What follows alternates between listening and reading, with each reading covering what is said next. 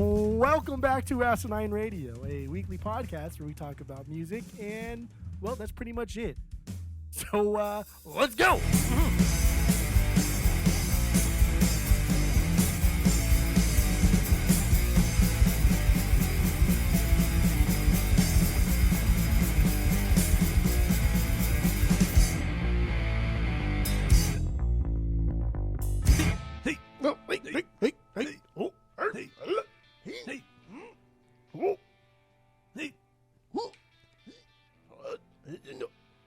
This is Asinine Radio. This is the weekly music podcast where every week we get into a different band, different artist. We break down one of their records. We get into music, lyrics, how it was made, and everything in between. My name is Tyler, and way out there, hundreds of miles away, is Jeff. While you're listening, go to Spotify, Apple Podcasts, give us 5 stars. If you're watching on YouTube, you smash that subscribe button, dude. That's what the kids say. And that's all I have for the boring intro. And we're kind of doing this thing coming up on this episode and coming up where we're going to just do new records that have come out over the last couple weeks. And this week we are doing I Am the Avalanche, their new record, The Horror Show. So we're going to get into that, and if you didn't already know, we already really like this band, and Vinny the singer, we really like the guy. So so let's get into this. There's no. Do you have anything else for the intro? You good? No, that was boring, right? That was a PI. No, that was a PI. That was a perfect intro. Oh, I know. It's always perfect. So I'm the Avalanche. Yes, East Coast band. Let's get into our origin story with the band, and then we'll get into our first impressions of the record, and then we'll start getting into the bangers, stinkers, if we got them, and so on and so forth. So what do you got? Origin story, I'm the Avalanche. Go. Origin story, Angel, friend of the pod, Angel. Used to play for the Dodgers along with me when we were 9 in Anaheim. The Anaheim Dodgers, yes. The Anaheim Dodgers. Not the Brooklyn Dodgers or the not the Brooklyn LA Dodgers. Dodgers. Whatever happened to the Anaheim Dodgers?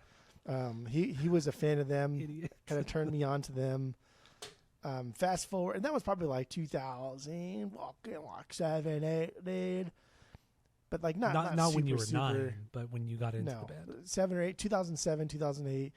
That's when I kind of first got into them. And then fast forward, I started working at the Busters, and then meet new people and things like that. And then all of a sudden they're coming out with a new record, and I was very excited, and just happened to be talking to someone else that works at Dave & Buster's, and I was like, yeah, dude, this band that I like is coming out with a new record, and they're touring with another band that I like called Save Today, and like in like a year or so, when they announced it. And he's like, oh, I'm the Avalanche? Like, yeah. And the other guy, I forgot fucking name, Phil or some shit like that. I was calling Phil. I don't remember. But yeah, that was kind of like I was excited for Avalanche United, because I had not got into movie life when it came out. I had not got into self-titled I Am the Avalanche when it came out. And but always like Taking Back Sunday had mentioned like movie life, and other bands that we liked mentioned movie Brand life. new, And a lot of fucking bands mentioned like how much they liked the movie life. But it's never something I got into until Avalanche United, and that was when I was all in when that record dropped, and I saw them on that tour. 2011, and right? that was 2011. Yeah. And that was ever since then I've just been everything that's come out after that I've heard as it came out, and I was very excited, and I still to this day love him. And Vinny's become one of my favorite musicians, songwriters of all time, and like I said in the rankings, Avalanche United is a top 5. It's a desert island top 5 for me. Which is wild, but okay. I'll take it. I'll accept it. All right. Hey, not everything can be corn's corn, dude. Okay. Well, I know, because that's the greatest record ever made. I know. I agree. It's the best. I know you agree, because it's the truth. All right. So my origin story with I Am the Avalanche is you. I don't think I ever listened to them until we started this podcast in 2016. And I think we might have done Avalanche United like that first year we were podcasting. I think that's when I first heard them, and I really liked Avalanche United. I really loved that record, but I never got into the movie life until recently, over the last couple years. But yeah, I'm the Avalanche. That's my origin story, is you, through the podcast over like almost 10 years ago. Never seen them live. I've wanted to see them live, especially recently, but I've never seen them live. But why are you acting all shocked at that? Come on. I've seen this band 10 times, at least 10 times. But I've never gone. Never, ever gone. They're playing out here, you know. Yeah, but they're opening up for fucking Menzingers or something, right? No, Or is that tour it's over? they're playing at the Nile. It's this weird like mini festival, and there's like it's like Set Your Goals, like Converge, like a bunch of other bands, but I Am the Avalanche is playing too, and a bunch of other bands too that we know. It's like an all day festival thing, which is kind of cool, and I'm going to go to it if for nothing else than just to watch I Am the Avalanche, but it is like $70. Oof. But you do get a lot of fucking bands, and it is kind of cool. But like none of those bands outside of I Am the Avalanche is the thing I really want to see. But like I am going to go. I might just go by myself and get drunk and then watch I Am the Avalanche and go home. $70, dude. $70, dude. But yeah, the last few times they've toured, they've been opening for bands that I don't really care for, like the Menzingers. I don't care for that band at all. I think they're boring and generic. They really are, and they're opening for them. And it was like $50 a ticket at Glass House, which I do love the Glass House, but to watch I'm the Avalanche play for 30 minutes tops, I'm not gonna just that's just no. That's a no go for me. So anyway, yeah, I've never seen I Am the Avalanche, but I do love Avalanche United. That was my introduction to the band in 2016, 2017 maybe, and I've just kind of grown to really enjoy them and like them more and more. And I have most of their records on vinyl. So yeah, that's my origin story. First impressions on the horror show, because that's what we're doing this week. We're going to break that down. The new record that came out a couple weeks ago. First impressions, what do you got? Go.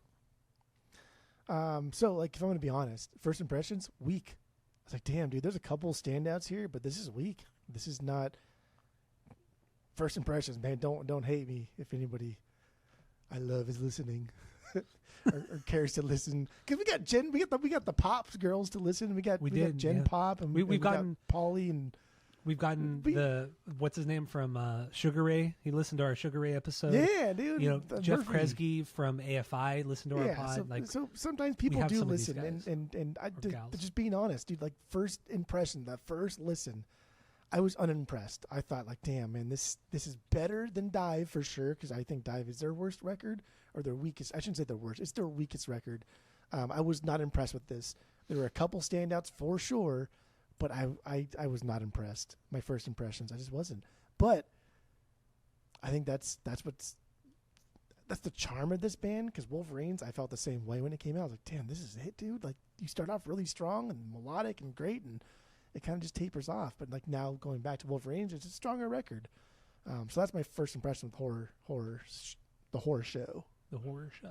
Yeah, my first impression too, when I first listened to it, the weekend it came out, I'm actually driving home from your house from Arizona, driving through the fucking desert, and I threw it on, and I was disappointed. I'm like, this is it? Like, really? Like, I like Dive a lot, and I still like Dive, but yeah, just this did not hit me like well at all when I first listened to it in the car. And then I was even thinking like, maybe should we even do this record on the podcast? Like maybe I'm not gonna have a lot of positive things to say about it. But this week, listening to it over this last week, changed everything. This is my second favorite I Am the Avalanche record at this point. Like yeah. I think this record is this record is so fucking good. It is so goddamn good. I don't know what happened. Something clicked with me. I don't think it's just because we were doing it on the pod, but just really kind of sitting down with the songs with my cans on my ears, and yeah, it was fucking great, man. Just the songs are well written, the music is great, the melodies are fucking great too. Some of their best songs are on this record. It's truly fantastic. And then you read about the background of it, when just like what he was going through, nothing specifically what he was going through, but how he was feeling at this time while he was writing it, gives it way more of an impact as well, which we'll get into, dude, because that's what we do here. So that's my first impressions. Didn't really like it at first, but just instantly grew on me. So there you go. Let's get into, do we have any stinkers on this record? No. Okay. Agreed. I have no stinkers. Nothing even close, but there are a couple songs that I thought were pretty duddy. I think we even mentioned like there's a couple like songs like, yeah, that's kind of dumb songs, but in like now listening to it over and over and over, I don't think there's any bad songs. There are weaker songs. Obviously, everything has to fall somewhere. Mm-hmm. But I don't think there's anything here that's even close to being a stinker. There's a lot of mid-tier songs that are like upper mid-tier, and there's a lot of bangers. But nothing like bottom mid Yeah, tier. no stinkers for me. If you take the outro and the interlude out, I mean, those aren't technically bangers. Those are just intros and an interlude, an intro and an interlude. The only song so I have 8 bangers altogether. The only song that did not make my bangers list was 555 or 555. That was the only one. Okay. It's just a slower jam. I think I understand its point in the context of the record and where it sits in the record, but I just don't care for it that much. So there Okay. you go. Good. How many That's fine. bangers do you have? I have 6 true Bs. Like these are Bs that I don't think could ever not be Bs. There are songs here that I think like they could up to a B, but just on this listen through right here, like no. I know what I want from I Am the Avalanche. I know what I want from Vinny's songwriting. These 6 Bs will never not be Bs. So I have 6 true bangers. Okay. Let's get into your number one banger, your favorite song on this record. What do you got? Go. Oh, it's coming out hot, huh? Horror That's Show. what we do. Yes. The Horror Show. That's my number That is one as well. So. That's obviously the best song on this record here. Mhm. And then so I mean we might as well talk about God's travel plans Yes, the intro. before this one because that's dope, dude. It's a cool intro. It's got the choir thing going on, and it's something they've never done. They've never done. They're not a band that does intros. They don't really do intros. They do outros well. Like the last song on their records are usually pretty fucking anthemic and kind of cool. And looking back at you, Gratitude, goat tier. But they haven't really done anything like this before, and it's fucking cool and it works and it props up Horror Show so well. It does. You get this thing and you're kind of like, okay, we can relax, and then it hits you with just this monster song that we haven't heard them be this aggressive since I Took a Beating. Like nothing even then, it's not like this. This is so fucking crazy. It's classic like aggro I Am the Avalanche, but it's got like that I Am the Avalanche United sound, and I like how the main instrumental beat like piles on itself and it's backed on that drum beat, that really quick thing. Yeah, that drum beat and those fills are so good in this song. So good. Yeah. Vinny loves his melodies. Like accent them with like screams and yells, but always brings it back to the chorus and it hits. This chorus hits hard. It's so hard. good. Yes. I mean it starts heavy and fast and it never really lets up. It's aggressive when it needs to, but it never loses the momentum. Like I mentioned, the drums, the parts, all of his parts and the fills on here, I think are incredible. He also produced this record. He produces all of their records. The drummer does. I forgot his name right now, but yeah. Anyway, Riley, I think he did Brandon Riley, something like that. Yeah. Brett Roms. Sorry, Riley's from. There we go. Brett. There. So Brett produced this. Produced this record. Vinny's all over the place with his vocals. You know, he has some crazy good screams, very melodic, like you mentioned too, when it needs to be. And then also the double time at the end, so sick. So good. It comes out of nowhere, but it's such a great ender to this song. And the song is only like maybe not even 2.5 minutes long, but there's so much that happens. There's so much that goes on. This is also the first song that they released from this record before it came out. So they released a video for God's Travel Plans going into the Horror Show.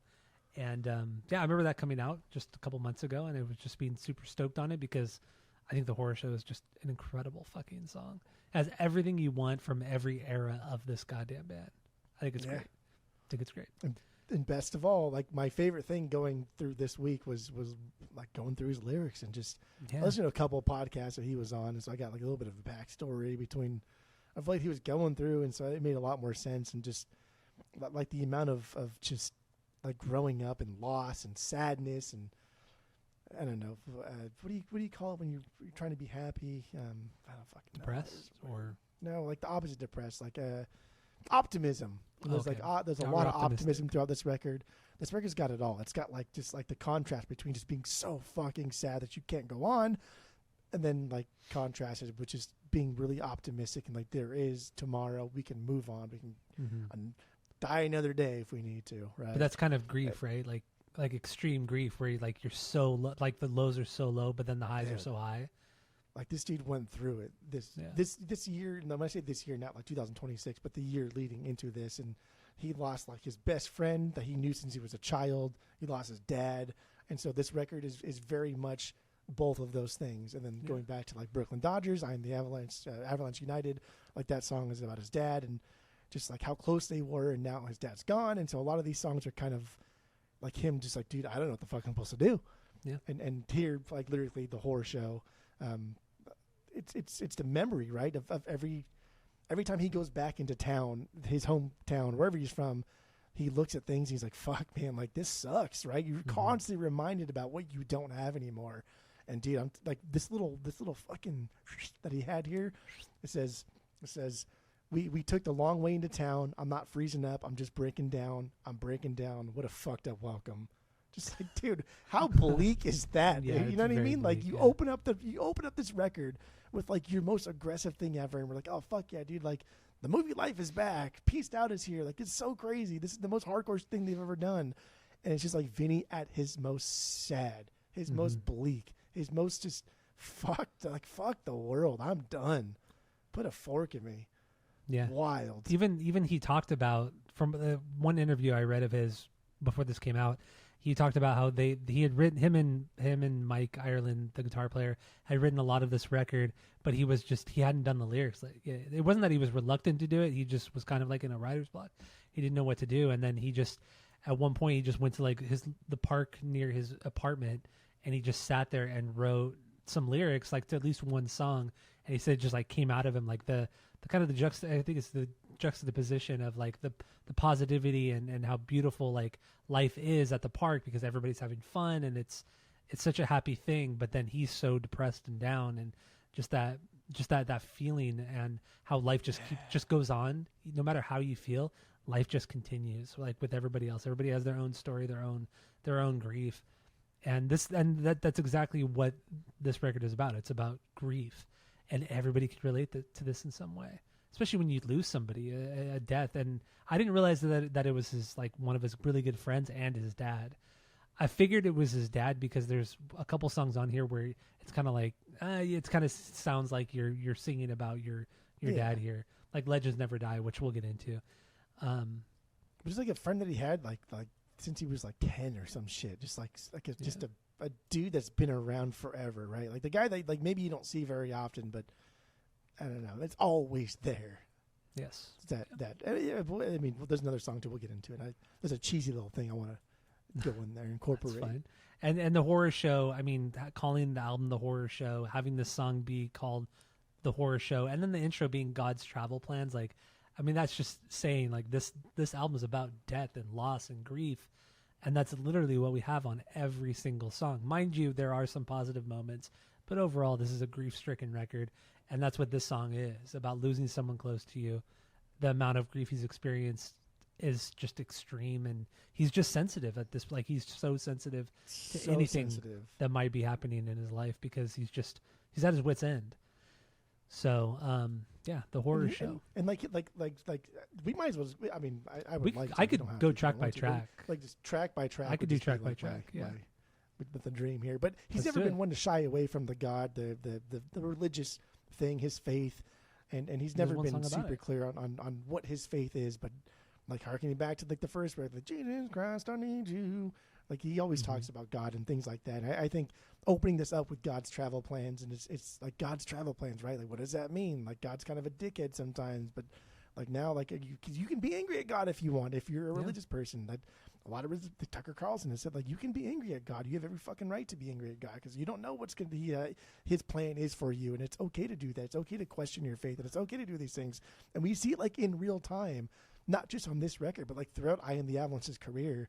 But this one in particular, man, the horror show has just been like just so like gut wrenching and just sad, man. Yeah, it's really, really sad. But I'm down to run through every song. Obviously, we're not going to get like super deep into some of these because we don't want this to be a super long pod.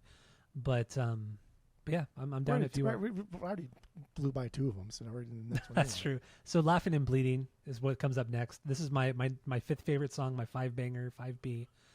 This is a mid-tempo jam, just super catchy chorus, some really good harms as well, and Brent, what the fuck? I'm sorry, I keep forgetting his name. Brent, the drummer. Brett. Yeah, he fucking brings it here. I mean, just the busy parts, the fills, I mean, it's way busier than it should be, but he's good enough to where it doesn't take away from the song, and it doesn't you don't lose you don't just focus on that. It's just a good accent or it's good songwriting. That's what it comes down to. Just good songwriting. He's a really good drummer in that he knows how to just keep you interested, right? Those like doom bum bum bum bum bum bum bum bum, like those quick little fills that are within the beat. He does a really good job at that. This is a song that I think could be a B for me eventually. I don't rank it as a B yet. Okay. Wolverine's Dive, they had a bunch of songs like this, but what I didn't like about those records is this song, but the song is better than what I don't like about those records. It's already has such a fucking cool swing to it. And I like his slower, I like Vinny's slower like vocal delivery in these kind of songs too. And it's just, it's calming, right? It is. He's kind of just, and like this is the homie song, right? He's reminiscing on friends that he has back then and how he hopes he can like stick with them through thick and thin. And this is the homie song. This is his this one's on me. This is his Casey song. Okay. I got a little bit something different lyrically on this one. What you got? So I agree with everything you said musically. I mean, the chorus hits so hard. It's not something I would normally like from this band, but I think the melody is so strong and the harms make it, honestly, because they don't do a lot of songs with big harms like this. Or it's not even big harms. These are like subtle harms, but it's different than what they normally do. He's always in the front. He's like, always just carries so much of these melodies. And with that swing beat in the chorus, it just adds this like openness that you don't normally hear with this band, because a lot of the times this band is just like a wall of guitars. Like it's just this, you're getting even like the slower jams, the quieter jams, you're just bombasted with like massive wall of guitars. But here you don't have that because Brett just keeps those drums open. But anyway, lyrically, I think this is about going through some sort of event, like going through grieving with somebody else who's grieving like over the same thing, over the same person, and how you're just helping each other out through all the lows and all the highs of this process. It's a homie song. It's a homie, but is that kind of what you're referring to too? Yeah, not like we're going out drinking, like the homie song, like dude, let's do this together type of thing. Okay, then I guess we are talking about the same. Like literally, I'll pick you up and you help me pick up, and you'll stand by my side. It's the homie song. Yeah, I guess when you said it, I was thinking more of like a It's not a fun homie song. Yeah, not a fun homie song. Yeah, nah. But it's something you gotta you have somebody there to help you through all the shitty times. So okay, so there you go. Laughing and Bleeding. Up next, we have I'm Not Dead. I Just Blink and Never Saw the Light Again. This is my 7B. What is 7B? Good. This is not a B for me. Okay. This is one that could be a B. This is a record that like if I spent more time with, this could. I don't think it'll ever break my top 2, but this could be like a number 3. Actually, it already is a number 3 for I Am the Avalanche. I don't know. It's just not. I don't think it'll break my top 2 I Am the Avalanche records. But this is this song is also kind of different for him, right? I like how it kicks up into the song, that fast riffing to match the little drum fill, which like Brett does all the fucking time, and it's super dope, and I love it. But we'll come back to that later on in the outro, which is a rad kind of ethereal punk rock thing. But there's not like a strong melody throughout this song. Yeah. But Vinny does a good job, like with his vocal inflection, to at least carry the motion forward to us, the listener, because this song means something. And so a lot of these, not just in this song in particular, but these songs lyrically mean something, and they do a good job at making that music sound like what it's trying to mean. Okay. And then push it on to us. I don't know. The song sounds like what the lyrics are pushing, essentially. Yeah, I agree with you on that. There's like this feeling of sadness and melancholy when you hear this song. Not that the song is slow or quiet per se. It's just there's something about the way he sings that makes you feel like, damn, dude, this guy's down. Like he's just not feeling well. Because when you talk to people sometimes, you just know that they're not normal. They're not acting normal. They're not themselves, and it sounds like it it really sounds like it the way he sings on this record or on this album specific, or this song specifically. This song, yeah. And also another thing I didn't really realize until this record was like sometimes they just like kind of fuck up the structure of their songs just because they can. And like for this one, yes, you have your verses and everything, and you have a couple choruses, but it's like it's infused with these like instrumental breaks in between the verses. And then you go into this bridge, or you think it's a bridge, But no, it's just an really long outro that just chugs and gets super fucking heavy. So the song essentially builds from something very somber and very just kind of depressing to something aggressive and like I'm pissed off and all this kind of stuff. And in the end, Brett shines in this song too. I think he drives and dictates where this song is going through his drumming. So I think I don't know. I think his drumming on this record might be the best he's ever done. To be honest, like sure. the way he's Absolutely. he's writing with Vinny or writing with the other guys, I think he's focusing more on his songwriting and how to transition to parts, and I think his drumming is fantastic on this record. He's also writing riffs now too. Like he, especially on the first record and then Wolverines and Dives, he was never really writing like riffs. Like let's say riffs, like Dave Grohl writes riffs like for Nirvana, right? Like those are iconic parts. Brett's writing riffs for this song. There are parts where like, oh damn, that was a cool fucking little drum thing, and I can't wait to listen to this again. That way I can like mime it or mimic it or whatever, as we do with like the intro to fucking Teen Spirit, right? Yeah. Like he's writing riffs, and in this song in particular, especially like the last like 30 seconds of this fucking thing, dude, it's this weird, jammy, dreamy, ethereal, fucking punk rock thing, and that perfectly goes into the instrumental Osprey. Mm-hmm. I don't know, it's incredible. Well, also another thing, so lyrically, it's about being in a deep depression and just trying your hardest to see the light, to be more positive and optimistic. And I think the way the song is structured perfectly sets that up, because you have the first part of the song, which I said earlier, and you were talking about too, how it's just kind of, it's slower, it's sadder, more melancholy, and then it just kind of builds a little bit, and you're still like stuck in this depression, like you're still low, and you're just kind of going with emotions, going with the flow. And then as it gets heavier, normally people think, oh, it's getting heavier, and I'm just getting more pissed off. But no, I think to me, the heaviness is him seeing the light, him seeing something more positive, and like putting all of his effort towards like happiness. And that's where the heaviness comes in. The heaviness isn't anger, but it's happiness, because heaviness could be heaviness could be happiness as well. It's not always associated to anger. And I feel like this song is structured in that way, and I think it's so great. And then Osprey, the next song, the interlude, is just like a synth, like dreamy kind of thing. And I love that. I think that's great to come off of the heaviness that is I'm Not Dead, and just kind of like he found some sort of not closure, but some sort of just happiness, I guess, from his depression at this point. So those are my thoughts on it. I think like there's a lot of turnstile on this record. Oh yeah. I think they I don't want to say ripped off, because I don't think Turnstile was the first to do it, but Turnstile is definitely hot shit right now. Mm-hmm. And I like, because like, dude, I Am the Avalanche and Vinny, and any band he's ever been, they've never done something like Osprey and the God's Travel Plans opening like that. Nothing. And for them to do it now, it's very Turnstile.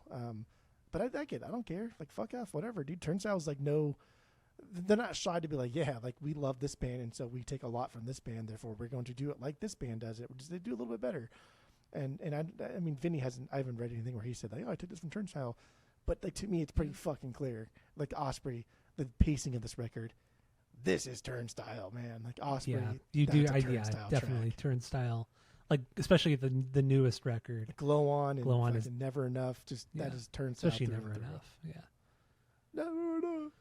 I agree with both of those things. We can move on to okay. So let's get into 555. One of the best Jimmy World songs. That is, that's a great Jimmy World song. I love 555, dude. I fucking love that song. Idiot. Top 10 Jimmy World song right there.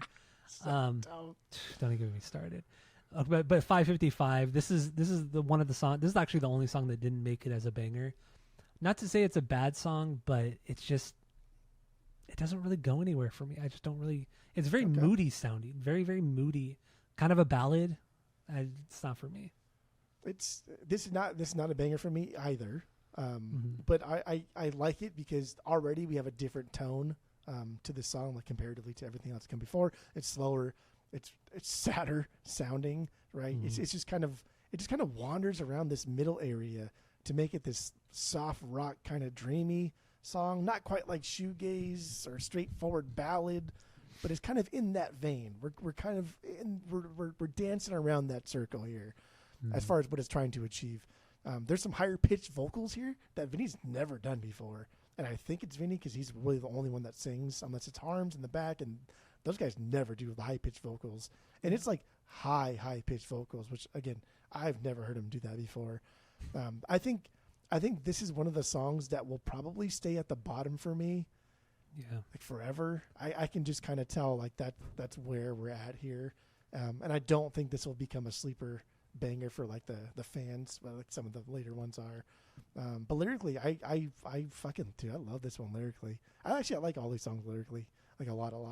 But this one I really loved. This is like, to me, this was him finding his happy place, or at least trying to remind himself that he's got to move on and keep going. He mentions a soldier without a country, that feeling of being like truly alone, which like obviously you're not. You're a fucking soldier. Someone sent you there. But that feeling can be very alone, right? I've seen the Pacific, dude. I've watched Band of Brothers, man. I've seen them I too, know dude. what it's like. I was in World War II because I watched those things, dude. But I can only imagine, like, you probably feel like you're fucking alone. Yeah. My best friend was in World War II, dude. So... So, like, you know what I mean? Yeah, like, I get it. It doesn't have to be so dramatic for any kind of like traumatic event to make you feel like you're alone, to make you feel like no one else is going through what I'm going through. And in reality, and I can't remember if we talked about it last episode or 2 episodes, whatever it go, but like there's almost like comfort in knowing that even though like your life fucking sucks right now, there's comfort in knowing that everyone else is kind of going through the same shit. You know what I mean? Like, dude, this life that I was handed to sucks, but I feel better knowing that like everyone else's life kind of sucks too. See, I got a different interpretation on the lyrics on 555. Yeah. So I think I'm completely guessing on the 555, but I think that's probably the time that his dad died. I assume like his dad was sick, and that's when like his dad died. That's honestly what I think it is. Or something along those lines. Lyrically, I think this is about just a deep depression that keeps him up at night, that just his sleep is all fucked up, which in turn makes you more depressed, and how every day is just tainted by his grief. Like, people are waking up, going to work, just getting their day started, but he's not even asleep. Like, he hasn't even slept. So the grief just intensifies, because like, why can't I be normal? And then at moments in the song, the way he describes it, it seems like he wishes that he could have gone with them, whether it's his dad or it's his friend, whoever it is, because there are some people that feel that way when they lose somebody that they love like that. You know, they wish that they could have gone with them or gone instead of them. You know, and that's how I feel this. That's what I think this song is about. That's my interpretation of it. I get it. I think it's all going to go along in like the grief realm. I think the big takeaway, outside of just what we had just talked about, I think the big takeaway what was for him when he says something about holding your heart so tight like it might explode. I'm like, that's emo as fuck, dude. I love it. It's just it's so like 2000s emo, but not cheesy and gross and whatever. But whatever he's referring to here, I think that's going to get him through it. Like, he knows like this sucks, but to quote like the Hallmark movies, right? You got to find your rock, man. Find your rock, dude. You know, people saying that shit all the time, but it's kind of fucking true. But I wish there was a better term for that, to ground you in reality and make sure that like that is the person that can get you through the worst of it.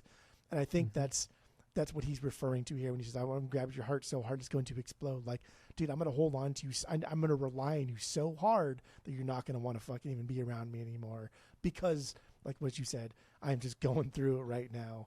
And I think that's fucking rad, man. That's good. This record is really fucking good, man. I can't believe how much I like this. I don't know. Dude, just the turnaround alone has just blown me away, right? Just like, man, this record kind of sucks. Now I'm just like, fuck, this is so good. So we get into the next song, I Miss California and Every Dog I've Ever Met. Every dog I've ever This is my met. second favorite song on the record. I truly love this one. It's more of an upbeat song. Of course it has a tinge of sadness, which I think he does so fucking well. Like, he's just so good at just showing his emotions, and it makes for great songs. As fucked up as that kind of sounds, it makes for great songs. There's this underlying kind of acoustic guitar with some synth and subdued guitar thrown in there as well, and just the driving beat from Brett, just really driving it along, not doing anything too fancy, but just kind of just leading the song along. And then the chorus, man, chorus, it's perfect. The chorus is so The good. chorus this is up there for like some of the best choruses he's ever written. Yeah, This is fucking not good. even gonna argue. That's fucking wild how Yeah. good this chorus is. And this is I a poppy love it. song, right? It's Yeah. like the key is major, the progression is happier, like everything about this is just so, honestly, so chill, so Cali chill. And it's funny because, you know, growing up in California, like we don't think about this thing very often, but like, why do people move to LA? Why do musicians, movie stars, why do people move to LA? Because it's fucking chill here, dude. I don't live there anymore, but it's because it's fucking chill. And a lot of these bands are like, oh yeah, I couldn't wait to get out of fucking New York City because it's cold as fuck and hot as shit during the summers. And I go to LA and I go to Orange County and it's fucking beautiful.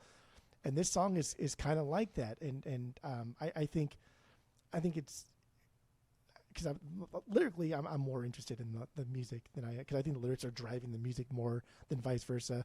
And Vinny had mentioned that too on one of the two pods that I listened to. He said that like you said, have the music done or whatever, but I want the lyrics to reflect like what I am feeling musically.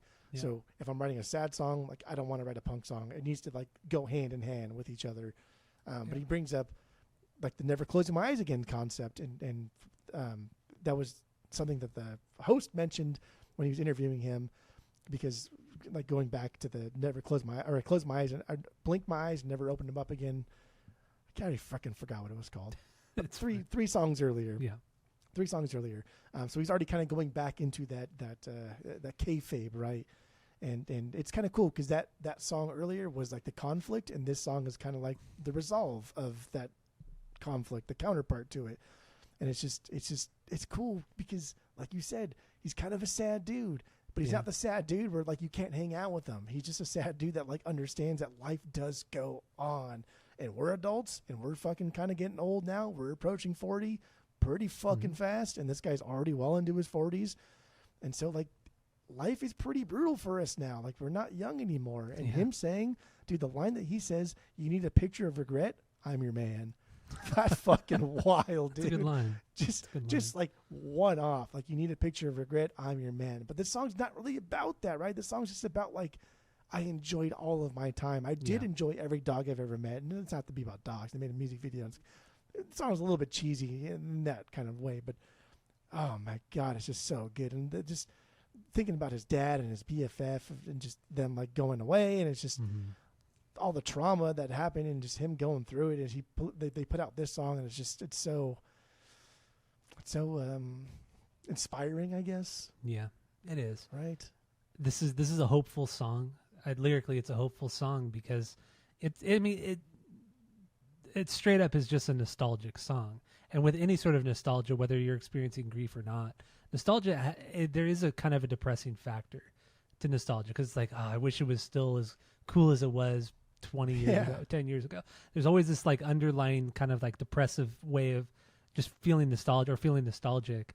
And that's what it is here, but obviously amplified, because he lost 2 people so close to him. So now he's just remembering the better times, the good and better times with these people.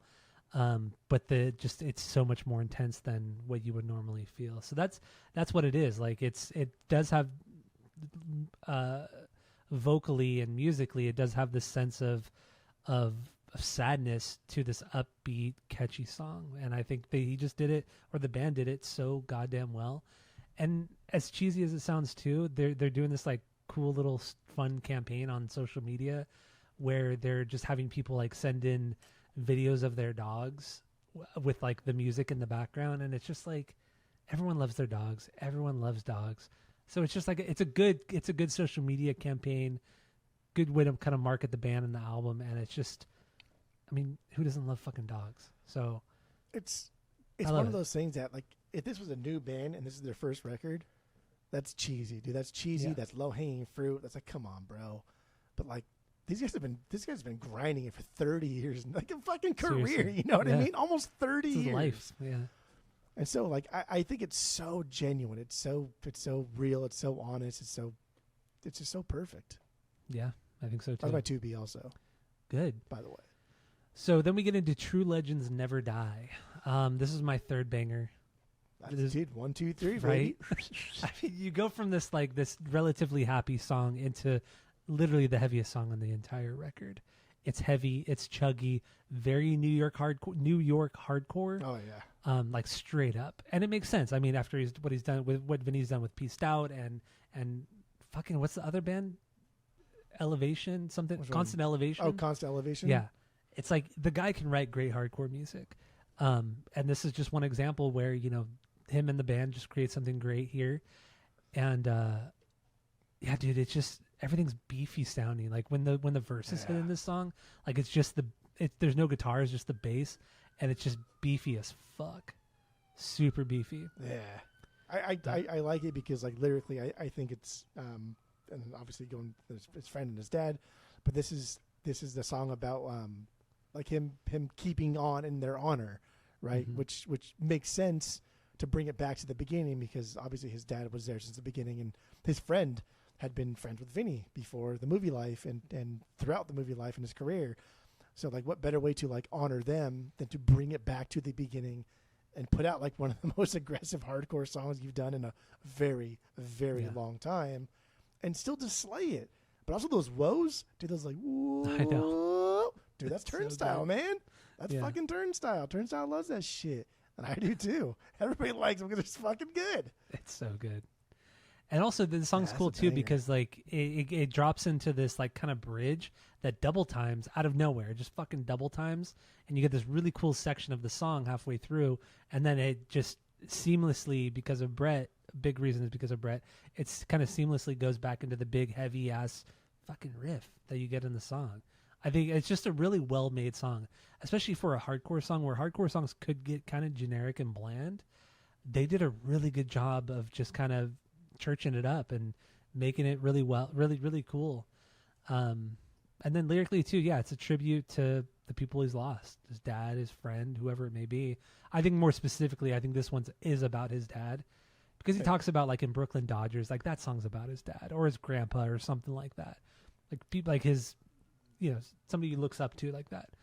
That song's about, like, Brooklyn Dodgers is about he wrote that either for his dad, with his dad, by his dad, whatever. Yeah. But that's his dad's song. And I think True Legends Never Die, right? this is The straight up Sandlot reference. That's exactly what I thought too. Yeah, the Sandlot reference. Like heroes get remembered, but legends never die. Like that's the famous line from that movie. Which is like a defining moment for our age group, right? Give or take 5 years. But to quote that, Legends Never Die, but you put True Legends Never Die, right? That just adds like a little bit of oomph. And like everybody always thinks like their stories, their idols are bigger than everybody else's, right? That's human nature. That's what we do. And I like that little touch, adding the true before Legends Never Die. Yeah.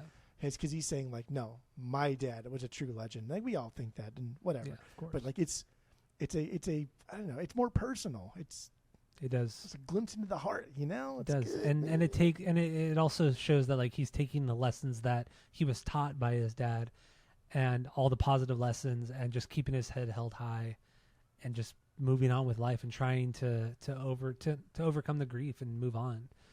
So I think it's a killer song. I think it killer lyrics and the Sandlot reference, which probably is because he's roughly the same age as us, maybe a little bit older than us. It like could be a Sandlot reference. Tops 10 years older than us, I think. Yeah.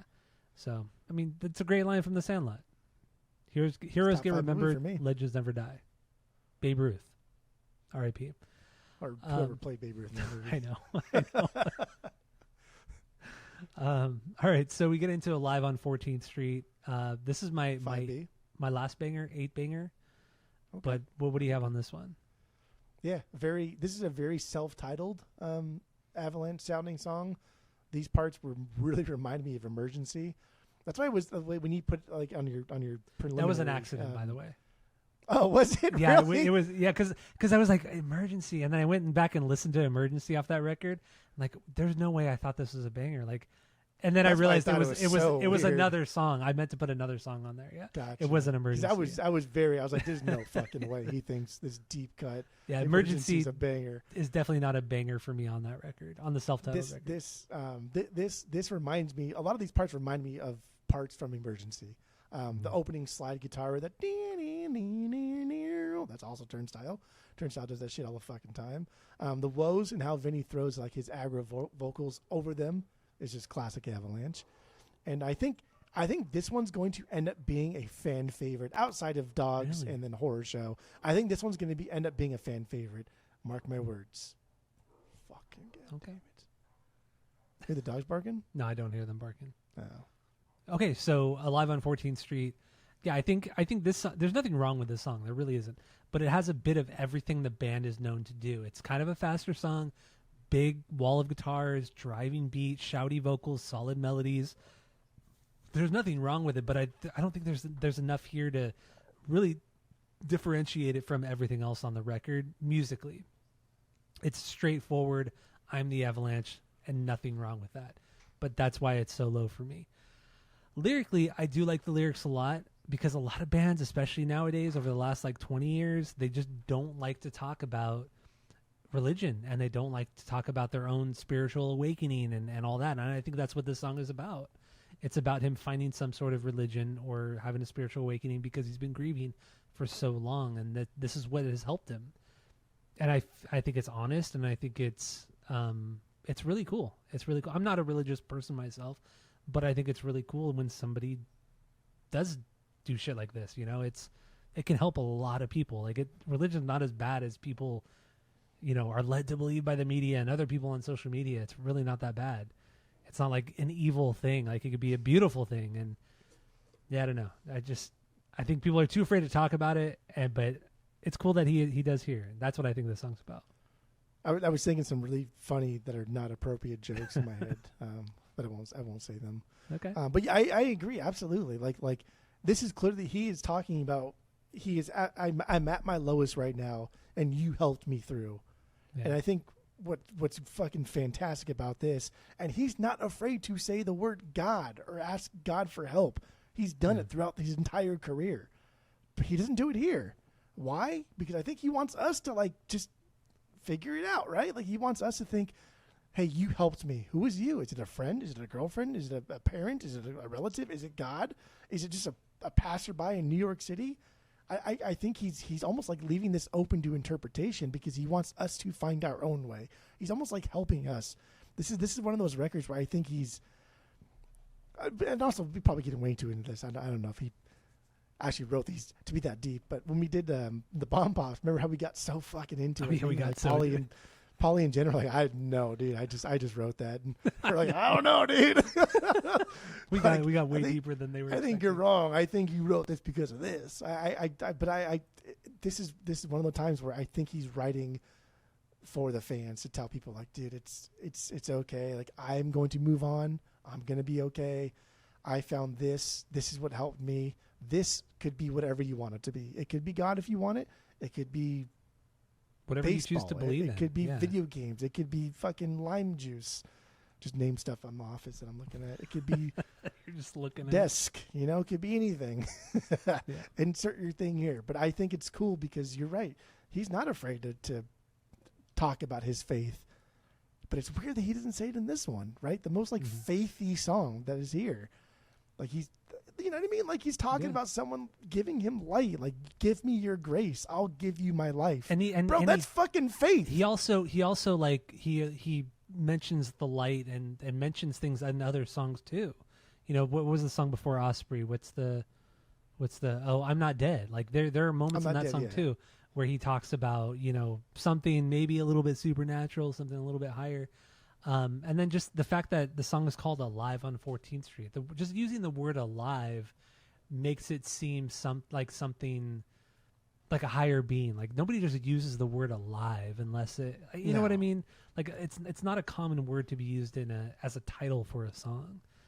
Nobody for sure. Like and specifically here, there was no darkness, only light. Give me your grace. I'll give you my life. Yeah. Like what? Is it, like, what is this, Switchfoot? Like we talking the Harvest like festival? You know what I mean? Like no punk rock band does this if they're not playing the Harvest Festival. Yeah. And he does it, and he's not afraid to mention God, like I said. But and for it's some not a reason, bad thing. It's not a bad thing either. It's I love it. I absolutely. It's love just it. honest. Exactly. Just I want to know what you're thinking. I want to know what you feel. I don't give a fuck if I disagree with everything that you're about. I just want to know what you feel. Just tell me. Speak. I tell the kids all the time, just speak. Like, what are you thinking? Speak. So afraid of too. Yeah, they're so afraid of what to say that they don't say anything. Just speak. Like, I don't care. Speak. Okay, so Alive on 14th Street. Let's move on to Rogue Knife. We're almost done. We have 2 songs left. Rogue Knife. This is my 6B. This is my 6B. Good. Wall of guitars. Great shouts. Great screams. Yeah. Sick fucking beat. I don't know. I think it's a great song, but this is also kind of like with Alive on 14th Street, where it's kind of it's a good song, but it's kind of doing what they've already done, like what we've already heard. It has all the check mark. It checks off everything that you want from I Am the Avalanche on Rogue Knife as well. I agree. Heavy song, right? Doesn't need to be quick or fast, but this is really heavy. Vinny doing like his best Avalanche United vocal delivery here. I like how the chorus is contrast to verse. Like it's not light and poppy, but it does provide a little relief from the aggressive verses. And this one more than any other song on the record grew on me a lot.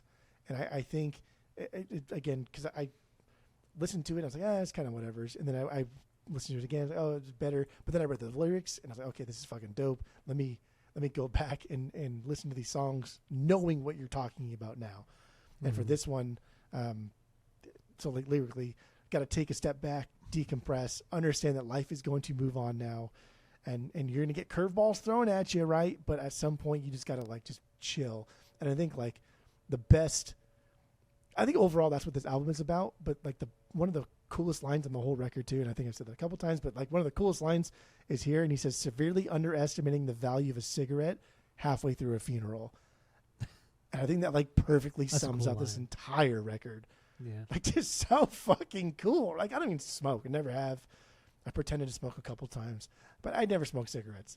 But like, yeah, everybody knows that, right? Like, dude, funeral sucks. Like, fuck that. Like, you're just so stricken. You're just so overwhelmed with just so many emotions, and death sucks, man. Fuck that shit. Yeah. But the value of a cigarette halfway through a funeral, you can imagine what that's like. And I think that's what this song is about. I think that's what the entire album is about. Just like, that moment of just let me get away for a sec, dude. Just give me a second. You know what I mean? Let me collect my thoughts. I think that's good.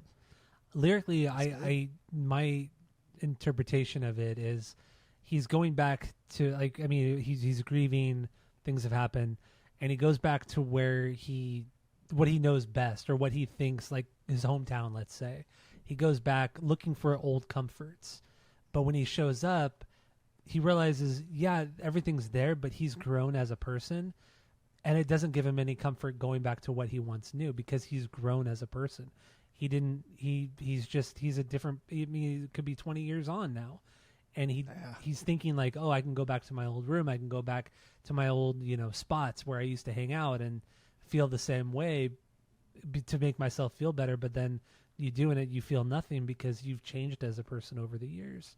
And that's normal. I mean, that's good. That's a good thing. You should change. You shouldn't be stuck in one spot. So I think this is also like to me, it's a song of like growth, or realizing how much you've grown over time and how you can, get over the grief. So yeah, for sure. In a town that should have died but never did, right? Yeah. Like, absolutely. You're going back, and it's just like visiting your parents' house, and like, damn, this house is fucking tiny, dude. You know what I mean? Like the house that you grew up in, and even when we were growing up, and we usually be throwing like little anecdotes here and there. We haven't done a lot this episode. No. But even our old stomping grounds, that when we go back to it from time to time, and it's like, dude, this place sucks. Like, this is dumb. I don't want to clubhouse. Like, I don't want like memories there. Speaking more of like bars, we used to like go to Canyon Inn. We like this is super hyper local. Canyon Inn, Clubhouse. Like, even fuck that, dude. The last time you and I went to Cherry Pit, we hadn't been there in 15 years, but we went there, and we go, and I'm thinking it was small. Like, that place was actually really small, and I don't remember. I remembered it so differently, because that's nostalgia. That's what it was dingy. Yeah. It'd be actually kind of cool.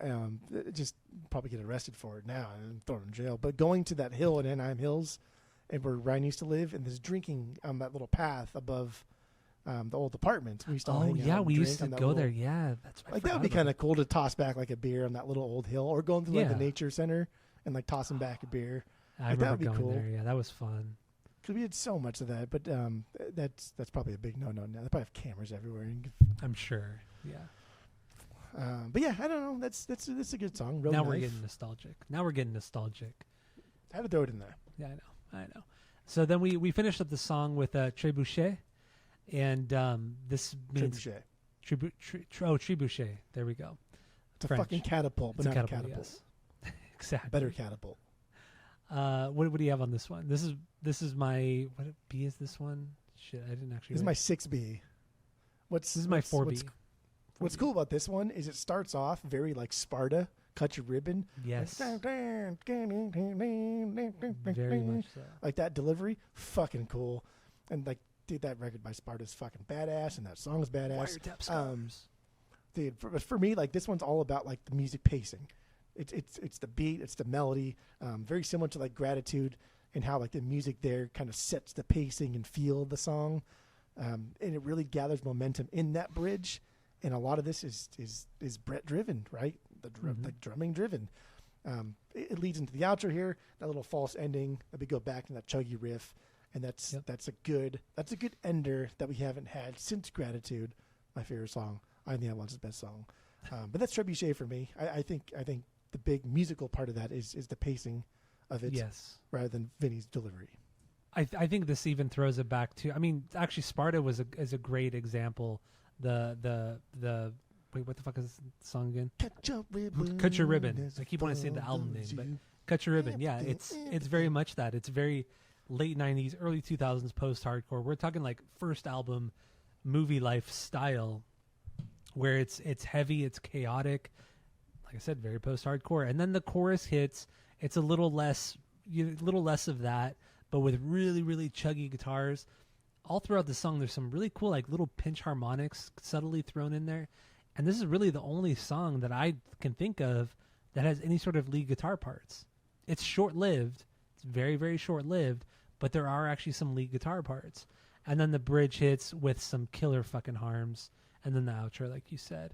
I think this song is all over the place. This is a great way to end the record because it has every era, I think, of Vinny's career, where it has the post-hardcore stuff, the hardcore stuff, the chuggy stuff, the super melodic stuff. Everything's thrown into this one song in, 3 minutes? Just over 3 minutes? Yeah. It's fucking incredible. It's a great song. And I agree. I think there's so much of Vinny's entire career thrown in the song, but he doesn't even sing that much, right? Like he doesn't sing over this whole thing. I think half of the song is just the music. The music drives it, and especially the last part, the last 30 seconds or 45 seconds, or whatever it is, that beat, that riff just drowns out the record, and that's it. So Vinny doesn't do a whole lot here. He lets it breathe, and that's I don't know. That's cool. It is. That's Vinny. That's what he's always done. I think it's fantastic. And lyrically, my thoughts on it, I think it's about his spiraling depression, thinking about the good times with the people that he lost.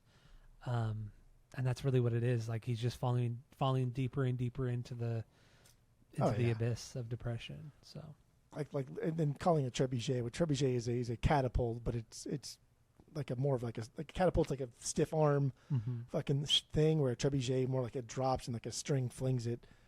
And trebuchets usually, I think, fly further than catapults do. Yeah. And I only know all of this because at some point in high school, like freshman, sophomore year, one of the cool science teachers, they built the trebuchet outside close to where you used to live on that field. Yeah, was it the earth science teacher? What was his name? I don't know who the fuck it was. Because I had him for earth science my freshman year. He like on his desk, he always had the gopher from Caddyshack, and you press the button and they start dancing. I never had the teacher. I never had him. Oh fuck. I just know that after school, yeah. Mr. fucking this guy is gonna like do the trebuchet, and I was like, okay, cool, let's go check it out. That was him. And then he put like a bowling ball, and it would launch. I was like, I remember this. Shit, I remember that was fucking far, dude. Yeah. And then he explained in like nerdy terms, only if you read books, then you would know that the trebuchet flies approximately 90% further than a catapult. I was like, I don't care. Launch more watermelons. Because That's what I know. I remember about trebuchets. he was the earth science, and then next door, or right next to his classroom was, I think his name was Mr. Kemp, and he was the physics teacher, or like early like just beginner physics. And so you do one semester in earth science and then one semester of physics. And they were like best friends. Like the two teachers were like best friends. So they always did shit together. And they always fucked with each other as well. Like they always messed with each other. You didn't have either of them? Cool classes? They were in the cubicles, like on the next to the field. Not those rows and rows of cubicles, but the ones like where Miss Chronic used to be, like near where yeah. So they were in those cubicles at the far end. See, I don't even know who the fuck. I don't know if I took Earth Science. If I had Malavar for another fucking class, I don't know. Dumb high school. That guy's name. I forgot the Earth Science guy, but the physics guy was Mr. Kemp. And yeah, they would do all that shit. And we watched Caddyshack. Like, when there was like a slow day, we would watch Caddyshack or whatever because he loved it. Yeah. Happy Gilmore we used to watch too, and Billy Madison. Yeah, because he loved Adam Sandler stuff. Dude, this is like my guy, man. Fuck, he had a mustache. He was blonde. He was probably like maybe mid to late 40s. He had blonde hair, mustache. You don't remember this guy at all? Not at all. Not even a little bit. He was really cool. He was really, really nice. Man. Yeah. Anyway. Oh, this is like beyond super hyper local. This is ridiculous. All right, so let's get into our final thoughts on this record. Let's rank the record based off of our world famous 3-point rating system, where 3 is a perfect album, 2 is a good album you're going to continue to listen to, 1 is a bad album, but give it a shot, and 0 is the worst thing you've ever heard. So what do you got? Go. I'm glad they got away from the cover art kind of rut they got stuck in.